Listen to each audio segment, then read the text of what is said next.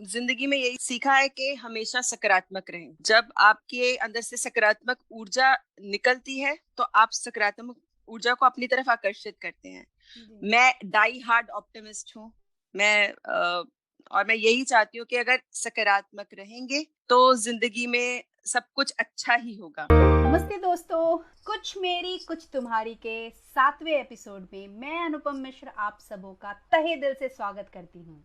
आज हमारे साथ इस 7वें एपिसोड में हैं मोनिका अग्रवाल जी, जो बहुत ही चुलबुली, बहुत ही खुशमिजाज और लोगों में खुशियाँ भरने वाली। मोनिका कपूर।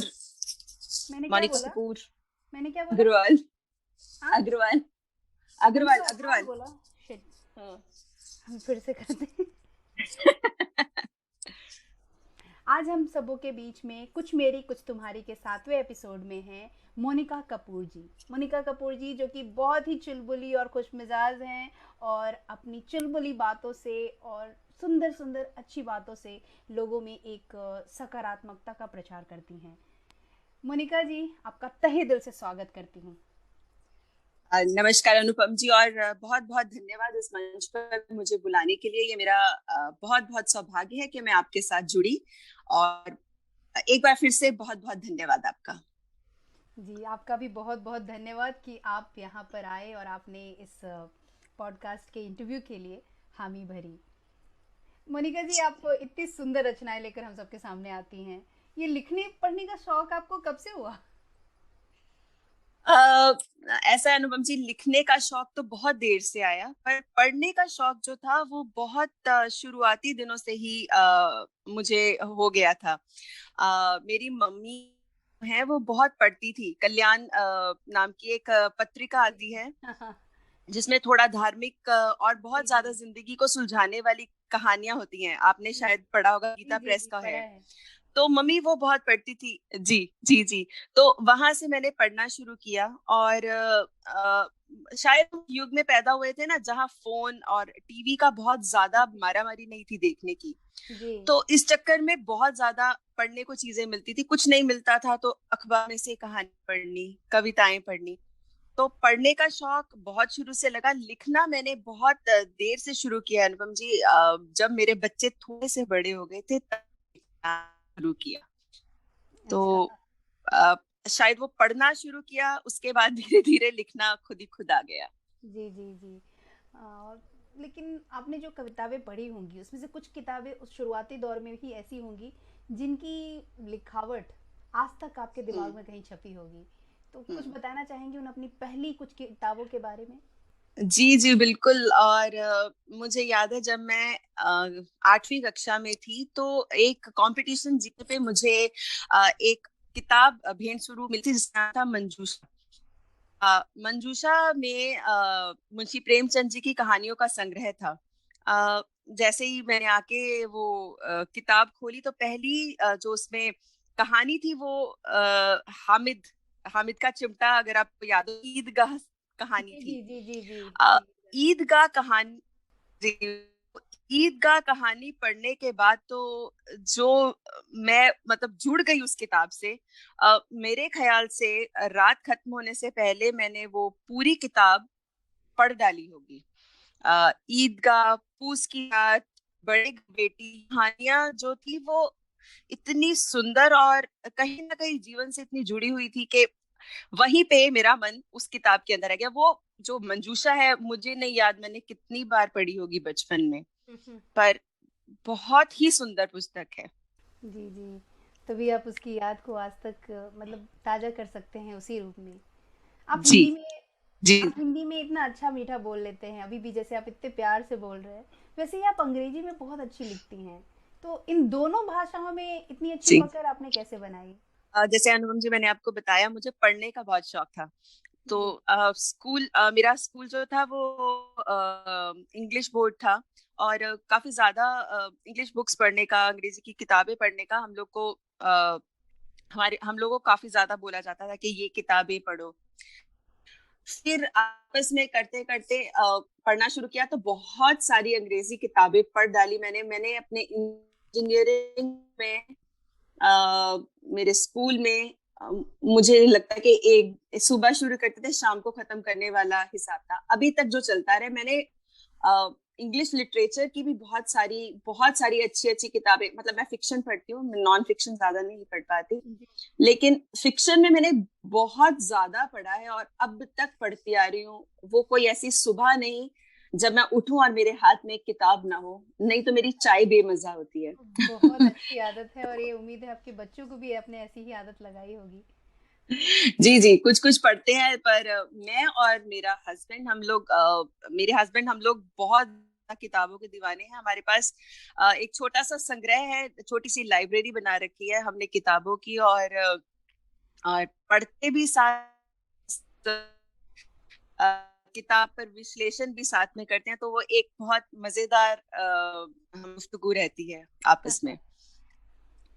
जी। मोनिका जी, आप अपना एक जैसे आईडी आपने नाम रखा है रियल मोनिका कपूर, तो इसके पीछे जी। मुझे लगा, जब मैंने पहली बार देखा तभी मुझे लगा कुछ ना कुछ तो कहानी जरूर होगी।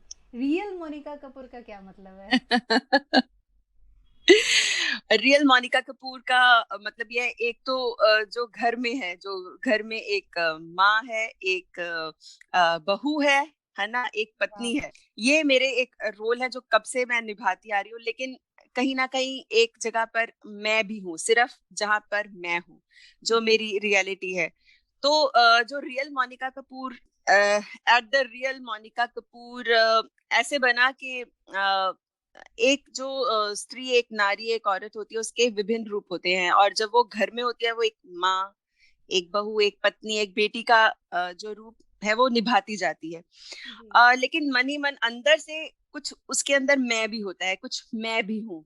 जी। तो जो उसके, हाँ, वही मेरा at the real Monika Kapoor के पीछे था, जो मैं अंदर से, अपने दिल से, मेरे लिए जो मैं महसूस करती हूँ, एक शब्दों के साथ खेलती हूँ, कभी गाना गाना चाहती हूँ, कभी मैं नृत्य करना चाहती हूँ। जी। मेरा जो अपना, जो मेरा एक रूप है, उसको लेके द रियल मोनिका कपूर बनाया था, जिन्हें ज्यादा लोग जानते नहीं थे, ज्यादा परिचित नहीं थे।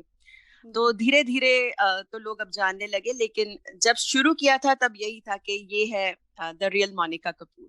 अच्छा। जी, बहुत सुंदर।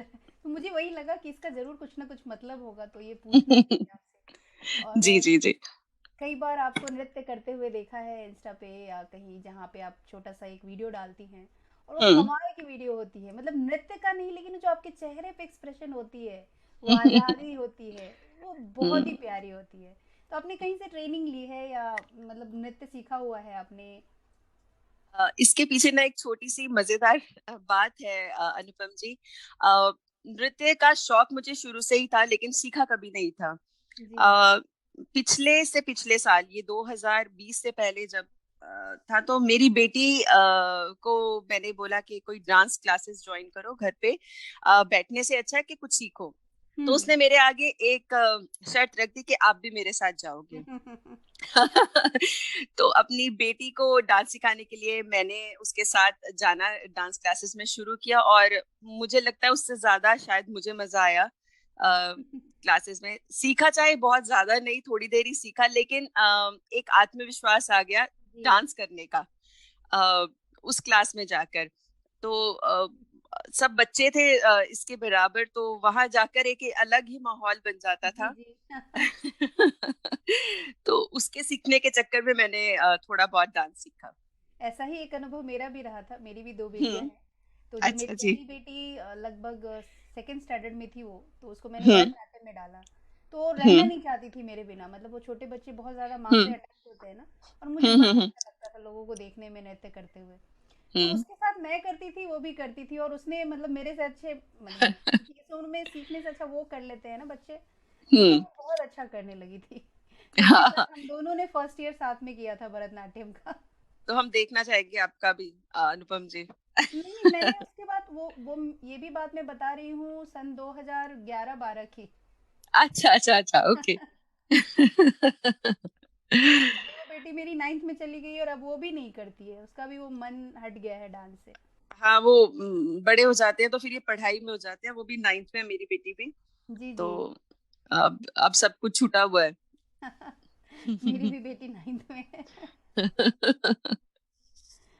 मोनिका जी, ऐसा जैसे हर एक के जीवन में कुछ ना कुछ हम्म। उतार चढ़ाव आते हैं, कठिनाइयाँ आते हैं। तो हम्म। आपने भी अपने जीवन में बहुत उतार चढ़ाव देखे होंगे, लेकिन कहते हैं ना हम्म। कि जो भी अपने उस दौर को सही तरीके से जी गया, सही तरीके से निकल गया, वही हम्म। जिंदगी में आगे बढ़ पाता है। तो हम्म। आप अपनी किसी ऐसी एक कठिनाई के बारे में बताना चाहेंगी जिसके बाद आपको लगा हो कि आप नहीं उठ सकती, नहीं उबड़ सकती, पर खुद ही अपने जुनून की वजह से, अपने अंदर जो भीतर जो कहते हैं ना लगन होती है, उसकी वजह हम्म। से आप सबसे बढ़ के आगे आ गई।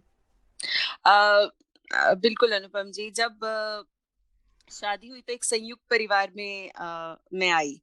और संयुक्त परिवार में आके आपको पता है कितनी जिम्मेदारियां हो जी। जाती हैं। तो संयुक्त परिवार में थी, फिर बच्चे हो गए।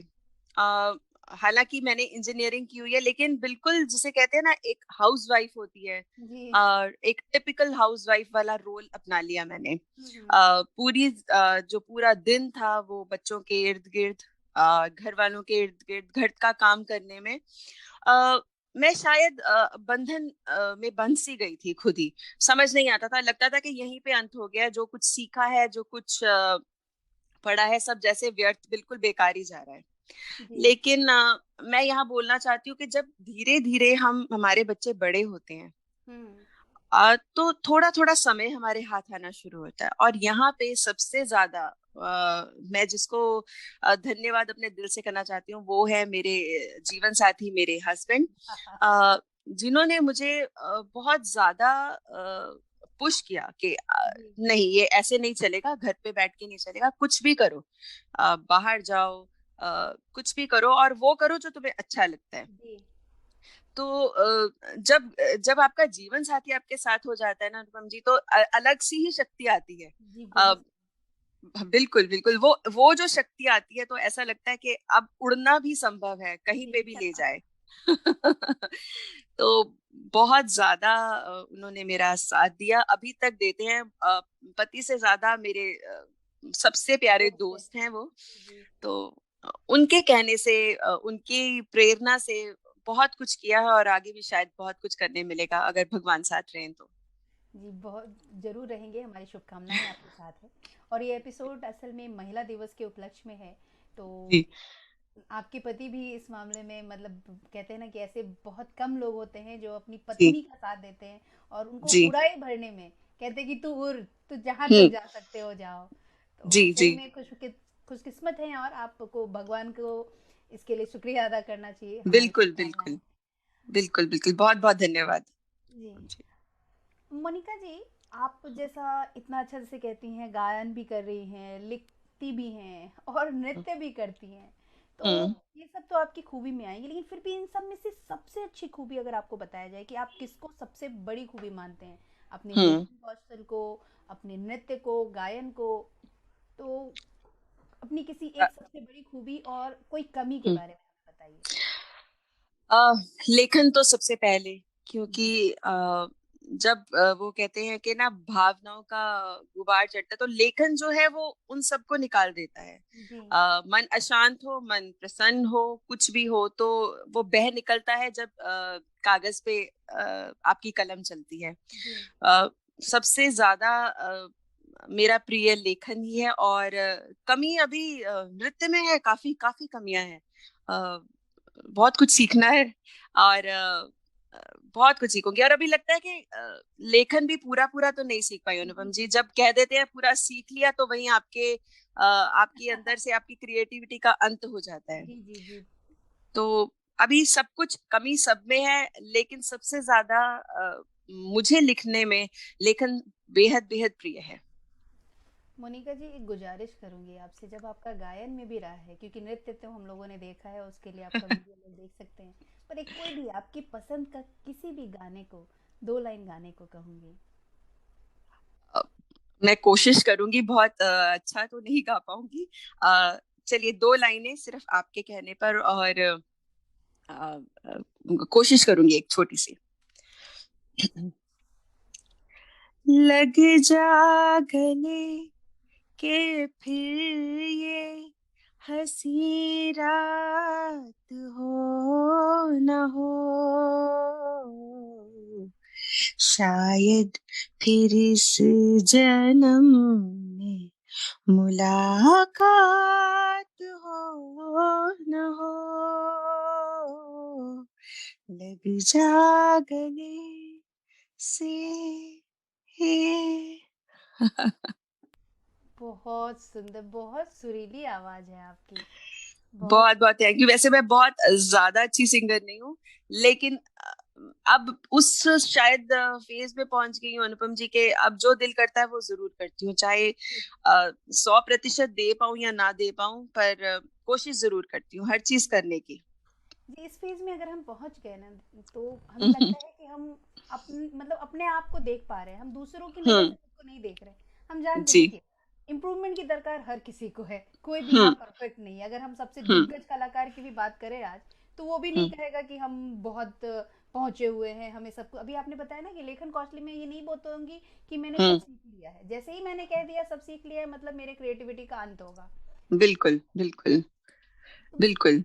तो ये सीखती भी हूँ, और इस चीज में मैं ये बोलना चाहती हूँ, मेरी बेटी अभी सिर्फ 14 साल की है, पर वो मुझे जरूर कहती है जो दिल करता है आप करो, आप बिल्कुल आपका जो मन करता है, मत सोचो कोई क्या कहता है। वो बहुत अपनी उम्र के हिसाब से बहुत समझदार है, और कई चीजें वो मुझे समझा जाती हैं जिसपे कई बार मैं भी हैरान हो जाती हूँ कि ये बच्चे आजकल के कितने समझदार और कितनी बड़ी बड़ी बातें कह जाते हैं। जी, हम्म। आप इतने मतलब सशक्त महिला की तरह भी बात कर रहे हो, इतनी कॉन्फिडेंट, और आपके पति भी साथ में हैं, बच्चे भी साथ में हैं, तो क्या बात है। लेकिन कुछ महिलाएं Thank you. ऐसी होती हैं जो हर पल रोते रहती हैं अपनी हम्म। दशा पे, अपनी हम्म। कहानी पे, और खुद को कोसती रहती हैं कि मैं कैसे हम्म। गुजारूंगी, मेरा सब कुछ बुरा चल रहा है, रोते रोते हम्म। जिंदगी काट देती हैं। तो हम्म। उनके लिए आप क्या कुछ कहना चाहेंगी? मैं यही कहना चाहती हूँ कि आपकी जिंदगी अच्छी बीते या बुरी बीते, ये आपके हाथों में है। जी जी। जब आप एक बात सोचिए, जब पृथ्वी बदलती है तो स्पंदन आता है, सारी पृथ्वी हिल जाती है। जी फिर उसके बाद क्या होता है, एक शांति हो जाती है। जी जब भी हम बदलाव के पथ पे जाते हैं, जरूर थोड़ा स्पंदन होगा, जी जरूर थोड़ा शोर होगा, लेकिन आगे का रास्ता बिल्कुल साफ सुथरा होगा। तो जी अपने सपने जो हैं वो पूरा करने के लिए कोई बहुत कम होता है कि आपको साथ मिलता है, सबसे बड़ा साथ आप खुद हैं। हर स्थिति को, हर परिस्थिति को बदलने का जो आप सामर्थ्य है, वो आपके हाथ में ही है। हर एक सामर्थ्य आपके हाथ में ही है। बहुत अच्छी बात कही है आपने। मोनिका जी, अपने जीवन में आपने बहुत कुछ सीखा होगा, पर आपसे गुजारिश करूंगी कि अपनी कोई भी 3 सीख यहाँ हम सब श्रोताओं के साथ साझा करें। जी। जिंदगी में यही सीखा है कि हमेशा सकारात्मक रहें। जब आपके अंदर से सकारात्मक ऊर्जा निकलती है तो आप सकारात्मक ऊर्जा को अपनी तरफ आकर्षित करते हैं। जी मैं डाई हार्ड ऑप्टिमिस्ट हूँ। और मैं यही चाहती हूँ कि अगर सकारात्मक रहेंगे तो जिंदगी में सब कुछ अच्छा ही होगा। दूसरी सीख यही है कि सपने सच होते हैं। सच मानिए, सच होते हैं, और मैंने देखा है। तो सपने देखना मत छोड़िए, सपनों के पीछे पड़ जाइए, वो अपने आप हकीकत हो जाएंगे। जी। और तीसरी बात जो मैंने अपने हस्बैंड से सीखी है, फिर ला रही हूँ उनको माफी मांगती हूँ, नहीं नहीं, लेकिन बहुत जरूरी है उनका आना, उनकी वजह से ही तो आप मैंने इतने खुश हो। जी जी जी, तो वो उनसे जो मैंने सीखा है वो समय प्रबंधन, यानी कि टाइम मैनेजमेंट। जी एक छोटा सा शब्द है टाइम मैनेजमेंट, लेकिन टाइम मैनेजमेंट से एक 24 घंटे का दिन कैसे 25 या 26 घंटे में तब्दील किया जा सकता है, बहुत आसान है। सिर्फ थोड़ी सी सूझबूझ और थोड़ी से समय प्रबंधन से आप ये सब कर सकते हैं। जी, बहुत सही कहा। आपके तीनों ही बात अगर हम याद रखें, हम्म। अभी आपने जैसे समय प्रबंधन, लोग समय को प्रबंध नहीं कर पाते, उसकी वजह से वो जी। अपना काम सही समय पे पूरा नहीं कर पाते। नहीं कर तो पाते। जी जी। अ, अपनी कोई सबसे प्रिय कविता हम सबको सुनाए, आपकी जो भी कवि सबसे प्रिय हो, उनकी कोई प्रिय कविता सुनाइए। जी अनुपम जी, जैसे अभी हमारी बात से पहले शुरू हुआ था कि स्कूल में बहुत बढ़िया टीचर थे, हमारे अध्यापक गण थे, वो कमाल के थे। तो मुझे अपनी 8वीं 9वीं 10वीं की 3 कविताएं याद है, जिनमें से एक मैं आपको सुनाऊंगी, लेकिन कविताओं के नाम जरूर बताना चाहूंगी। एक तो हरिवंश राय बच्चन जी की नीड़ का निर्माण फिर, वो जैसे समझाई गई थी वो अभी तक दिमाग में पूरी तरह से बंधी हुई है। दूसरी कवि बेनी जी की राधा सौंदर्य, अगर आपने सुनी हो तो बहुत ही सुंदर कविता है, बहुत ही सुंदर। जी जी। और तीसरी हम पंछी उन्मुक्त गगन के शिव वाह सुमन वाह। बहुत सुंदर। बिल्कुल ये बिल्कुल। कविताएं इतनी अच्छी तरह से समझाई गई थी कि वो अभी तक भी मानस पटल पर हैं। जब भी सुनते हैं तो वो क्लास का जो सीन है वो याद आ जाता है। तो अभी मैं अ, राधा सौंदर्य आपके साथ साझा करना चाहूंगी, जो कवि बेनी जी की है और शायद आपने सुनी हुई भी हो, और बड़े ही बहुत ही सुंदर तरीके से लिखी हुई है। अ, सुनाती हूँ जी आपको। जी जी जरूर। करी की चुराई चाल सिंह को चुरायो लग, ससी को चुरायो मुख, नासा चोरी कीर की, पिक को चुरायो बैन, मृग को चुरायो नैन, दसन अनार हासी बिजुरी गंभीर की, कहे के भी कवि बेनी बेनी ब्याली की चुराए लीनी, रति रति शोभा सब रति के शरीर की, अब तो कन्हैया जी को चित ही चुराए लीनो, चोरटी है गोरटी या छोरटी अहीर की। अ, ये वाह इतनी इतनी सुंदर कविता है और इतना सुंदर सौंदर्य राधा जी का इसमें वर्णन किया है कवि बेनी जी ने, कि और इतने सुंदर तरीके से हमें समझाई गई थी ये कक्षा में कि ये मेरी बहुत ही मनपसंद कविता है। जी, और बहुत प्यारी भी है, और आपने जिस तरीके से भी बताया है एकदम हम्म। प्यारी सी लगी।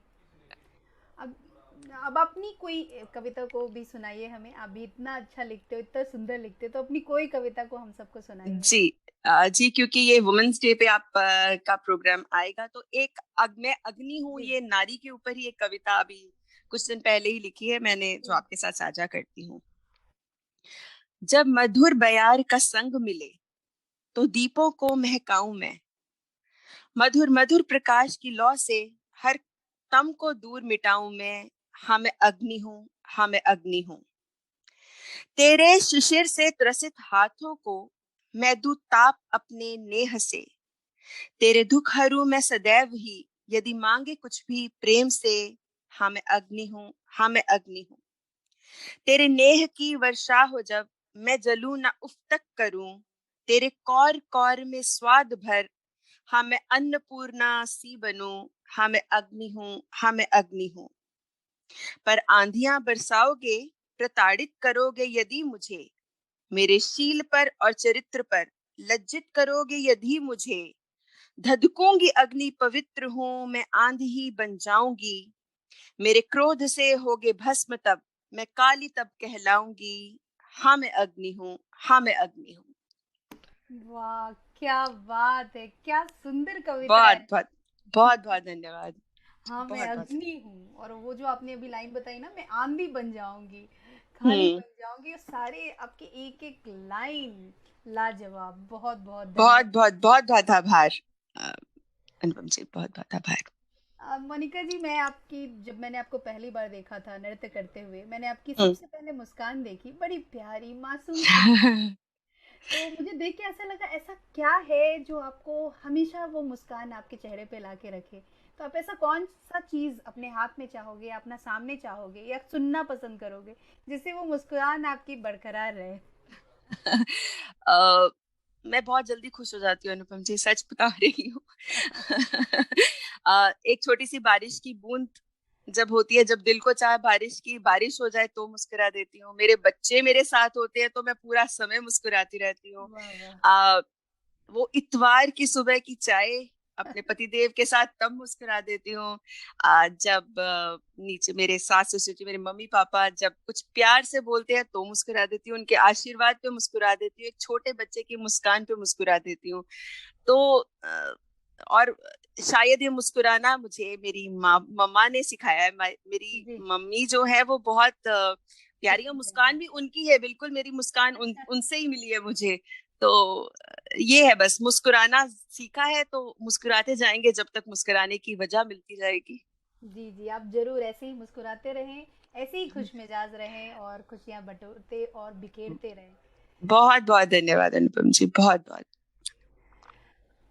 मोनिका जी, अगर आपको ऐसा मौका मिलता है कि आप हम्म। पास्ट में जाएं और जाकर के कोई 3 चीजें बदल के आएं, तो ऐसी क्या, हम्म। कौन सी 3 चीजें होंगी जो आप बदल के वापस आओगे?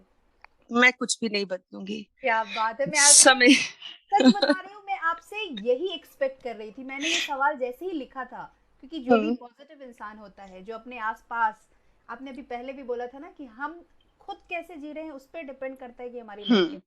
जी। जी। एनवायरनमेंट तो वही है, वही था, वही है और वही वही है। रहेगा। हम्म। हम्म। तो बहुत अच्छी थी, मैं कुछ नहीं बदलूंगी। मैं आपसे एक्सपेक्ट भी यही कर रही थी। हाँ, जो जो कुछ उसकी ऊपर वाले की मर्जी है, उससे चलता आ रहा है, वैसे ही चला है, आगे भी वैसे ही चलेगा। सब कुछ वो छोड़ दिया, सरेंडर टू गॉड। जी जी। जो देगा वो अच्छा देगा, जो दिया है आज तक वो अच्छा ही दिया है। जी जी। आ, मोनिका जी, अंत में आपसे एक आग्रह करूंगी जी। कि जो भी हमें सुन रहे हैं, असम हम्म। में महिला दिवस पे है, आपने इतनी सुंदर कविता भी कही अभी, फिर भी आप महिलाओं को, जैसे जागरूकता की बात करते हैं, महिला हम्म। सशक्तिकरण की बात करते हैं, हम्म। तो उन्हें ऐसी कौन सी 3 बातें हर एक महिला को आप कहेंगे जो वो याद रखें जी। और गांठ बांध के रखें? जी। सबसे पहली बात, इस कोरोना काल में जो हमने सीखी है ना अनुपम जी, कि सेहत से बड़ी नेमत कोई नहीं है। और जहां तक हमारे भारत की महिलाएं हैं, परिवार की सेहत का पूरा ध्यान रखती है और अपनी सेहत को कहीं पीछे छुपा देती हैं। तो अपनी सेहत का ख्याल रखिए, जी खान पान का ध्यान रखिए, और योग करना है योग कीजिए, जिम जाना है जिम जानिए, पर अपनी स्वास्थ्य का ख्याल रखिए। सबसे पहली सीख तो ये है। जी। दूसरी सीख ये है कि जो कुछ हो रहा है वो अच्छा हो रहा है, जैसे गीता में कहा है, जो हो रहा है वह भी अच्छा हो रहा है, जो हो चुका वो भी अच्छा हुआ है, जो होगा वो भी अच्छा होगा। रोना धोना छोड़कर अपने आप को संभालिए। ना तो वर्तमान, ना तो भूत का पश्चाताप करिए, और ना ही भविष्य की चिंता कीजिए। वर्तमान है उसको वैसे ही चलने दीजिए। और तीसरी बात मैं ये कहना चाहती हूँ कि संभालने के लिए कोई आए ना आए, आप अपने लिए काफी हैं। और 2 पंक्तियों में से बांधा है, अगर आपकी आज्ञा हो तो बोलूं, जी, साझा करूं जरूर आपके साथ। जरूर जरूर जरूर।